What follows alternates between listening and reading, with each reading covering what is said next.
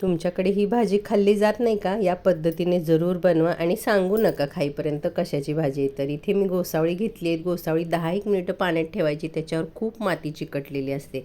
स्वच्छ धुवून घ्यायची आणि त्याची अशी हलकी सालं काढायची. खूप 100% सालं काढून नाही टाकायची आणि त्याच्या अशा गोल सक्त्या, पातळ सक्त्या कापून घ्यायच्या.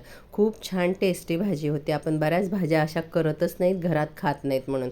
मिक्सरच्या भांड्यात आलं लसूण वाटून ठेवलं, तर त्याच भांड्यामध्ये एक कांदा, टोमॅटो, कोथिंबीर टाकून वाटून घेतली. कढईमध्ये 2 चमचे तेल, मोहरी, जिरं, कढीपत्ता, ठेचलेलं आलं लसूण फोडणीत टाकून घेतलं.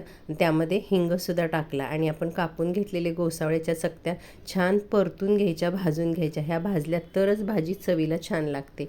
पाव चमचा हळदसुद्धा टाकली आहे. भाजल्यानंतर आपण वाटून घेतलेलं वाटप आहे ते छान परतायचं तेल सुटेपर्यंत. कच्चा कांदा आणि टोमॅटो असल्यामुळे ते छान परतून 3 ते 4 मिनिटं छान शिजवून घ्यायचं. त्यामध्ये 1 चमचा काश्मीरी मिरची, आपला रोजचा भाजीचा मसाला, चवीपुरतं मीठ टाकून छान परतून घ्यायचं. गोसावळी कोवळीत पण असतात आणि मऊ पण होतात लगेच, त्यामुळे खूप पाण्याचा वापर नाही करायचा. 1 वाटी गरम पाणी टाकून 5 ते 7 मिनिटं छान शिजून द्यायचं. खूप रस्सा ह्या भाजीला छान लागत नाही. 1 चमचा गूळ टाकायचा. टोमॅटोचं वाटप असल्यामुळे गुळामुळे चव छान बॅलन्स होते.